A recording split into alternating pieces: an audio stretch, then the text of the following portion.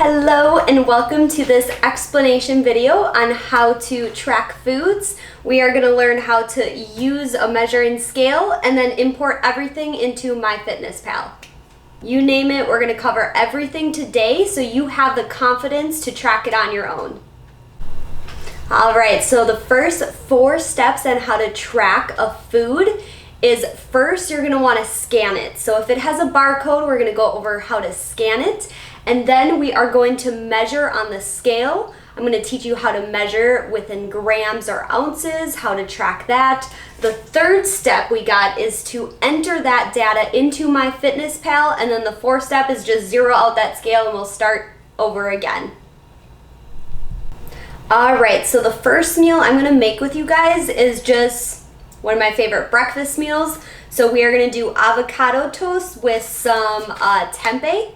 And we will start with the toast. So let me open up MyFitnessPal here. Just give me a second. All right. Okay, so I'm on tomorrow just to leave it as a blank slate for you guys. But as you can see, there are 6 meals here.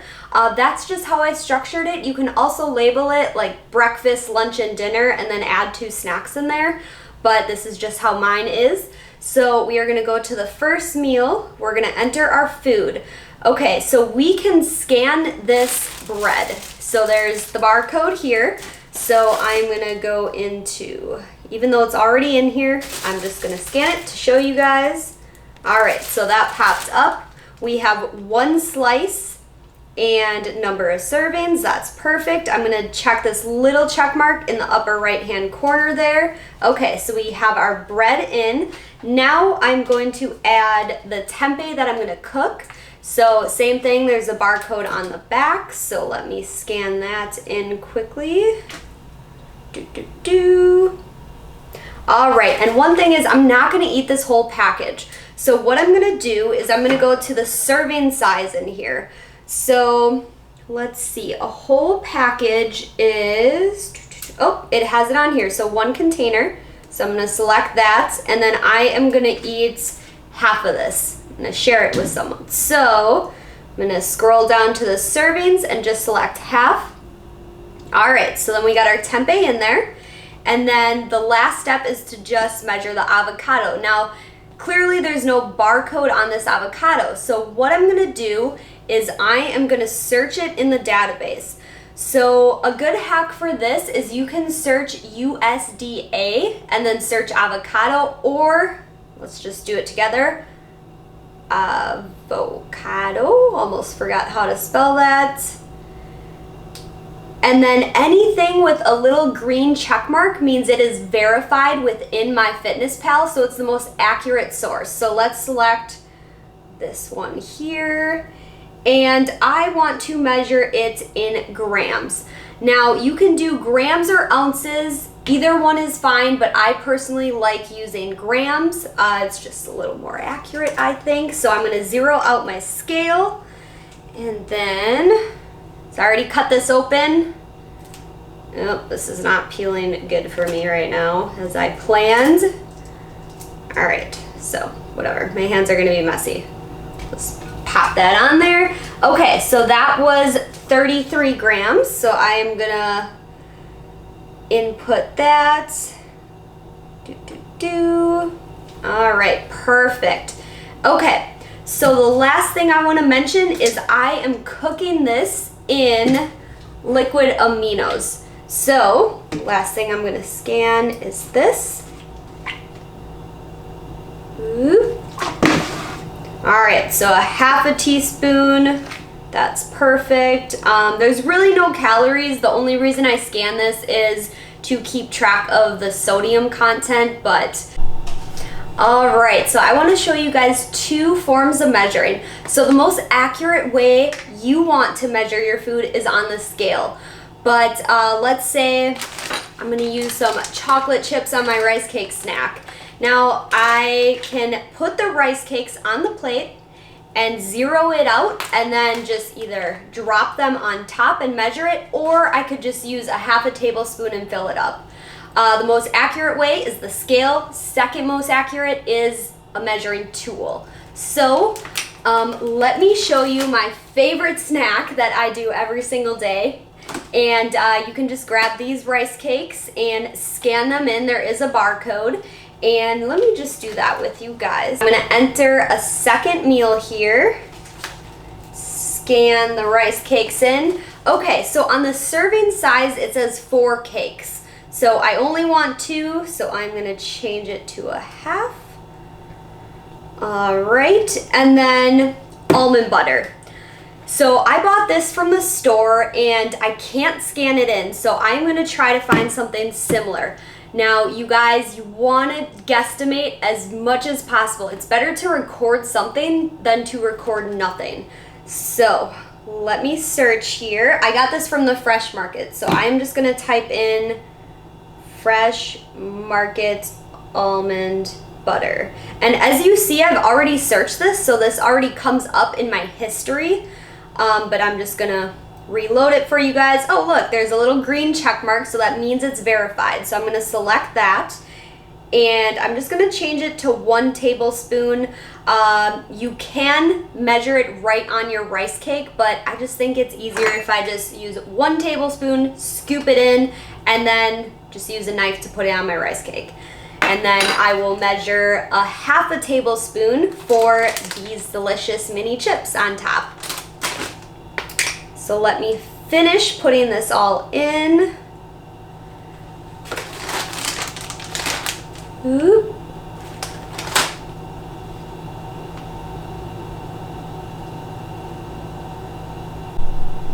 Okay, and as you guys see here, they don't have a tablespoon measurement, but they do have, on the package it says 1 tablespoon is 15 grams. So you know what, that is close enough. So I'm just gonna put that in. Okay, the next thing I like to add is bananas. So I'm gonna type in banana, USDA,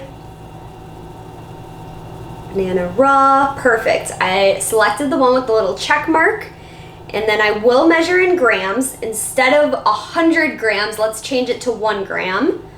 Easier for measuring. And then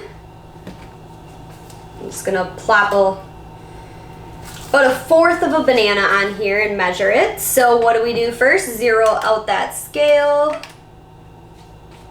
All right, perfect. And now let's just imagine my rice cakes are on here ready to eat, and then I would just cut them with a knife and put them on there nicely, but all right, we'll just measure that. That's what I'm gonna use, so 33 grams of a banana. And then I go back to MyFitnessPal.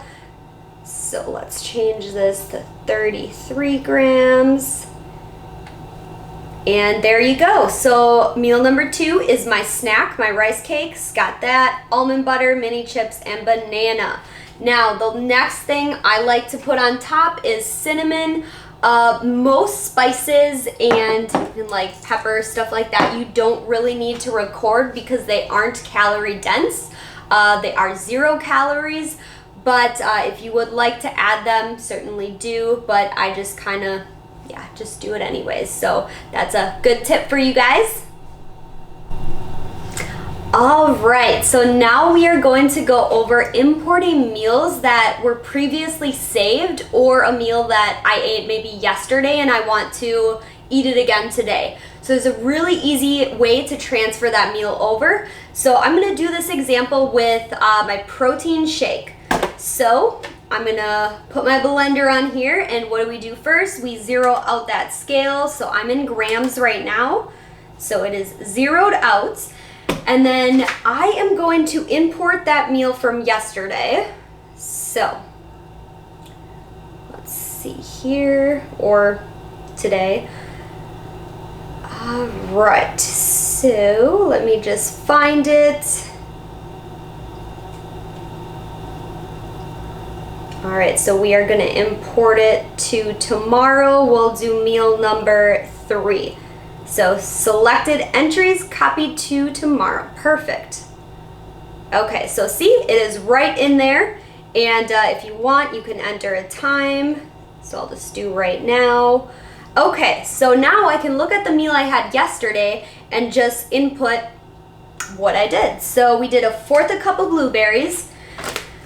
Now remember, the most accurate way is to measure in grams first. So I did measure just with 1/4 cup, but I am gonna redo that and just measure in grams for you guys.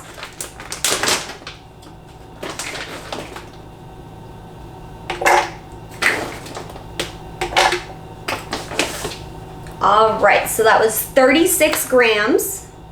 So I'm actually gonna delete this so I'm more accurate and rescan these blueberries. All right, instead of 140 grams, we change it to 1 gram, and then we input our measurements, so 36. Perfect. Okay, so we got our berries in there. I'm not actually gonna make this for you guys, but then I would add my oats in. I would add some liquids. You can even measure liquids in here as well. But I usually just do water with my protein shakes, so that is fine. And then scooping protein powder in. So here's a couple brands. We got some hemp and then some Vivo Sport. So I don't measure this by grams. I just go by whatever scoop they say on the back. Same with this. So a serving is 6 tablespoons. I usually use half of that. All right, so the last step I'm gonna talk with you guys about is importing recipes and going out to eat at a restaurant. So let's start with the restaurant scenario first. So let's say we are going to Bonefish Grill, and a lot of restaurants already have their foods within MyFitnessPal, and whatever you order, you guys just guess the best you can. So let's say we got some fish, a side of veggies, a side of rice, who knows? Just type it in, see what comes up, and just do your best with guessing. It's always best to put something than nothing. All right, so the next one is the recipes. So we can actually import recipes through MyFitnessPal, and I'm gonna show you how. So let's go to a new meal here. And then there's 4 tabs up top. So we have all, which is your history of searching. We have recipes. Now you can save recipes in here and import them from the internet, which is really cool. You have your meals that you save, and then your personal foods. So let's go to recipes and add a recipe there. Create a recipe, and I'm gonna add one from the web. So this is pretty cool. Okay, so I'm gonna share a really delicious recipe with you guys. Let me look. It is the Simply Quinoa Vegan Carrot Cake Quinoa Breakfast Bars. That's a lot. Vegan Carrot Cake Quinoa Breakfast Bars. All right. And would you look at that? There it is. Looks pretty delicious. And then we're gonna import this recipe. Okay, so those are all the ingredients, so you don't have to spend all your time putting every little thing in. So we just next. It's matching the ingredients to MyFitnessPal database. Okay, so there is everything. Click the little arrow. Perfect. So we are gonna add the servings. So I'm just gonna do 1 serving and save and log it. Okay. So that was the whole entire cake. So let's say I divide it into 8 pieces, and then 1/8 of that, ooh, that's pretty dense in calories, but I'm just using this as an example, guys. So 1/8 of that, and then look at, perfect. So it is in there in our meal number 4. So there is everything, and I want to remind you guys just to track everything. So for example, one thing I tend to forget about when I'm cooking is tracking my oils, and that is really dense in fat. So you want to make sure you are tracking this. So let's say you use like a half a tablespoon or a full tablespoon in your pan to cook, I don't know, who knows what, but you want to make sure you're tracking this. All right, and then also any supplements that you guys use, make sure you track that. These are my greens and reds. They have a barcode on, they pop up, so that's easy to input. Any of your vitamins too, you can scan in as well. So just have fun, you guys. Practice. The more you practice this, the better you're gonna get and the easier it's gonna become. So once you start putting in all those foods and they are in that database, it'll be really easy for you just to transfer all those meals over or just quick search it and just pop it in. So yeah, I hope that helped, and have fun with it, you guys. Just track everything and have a wonderful weekend.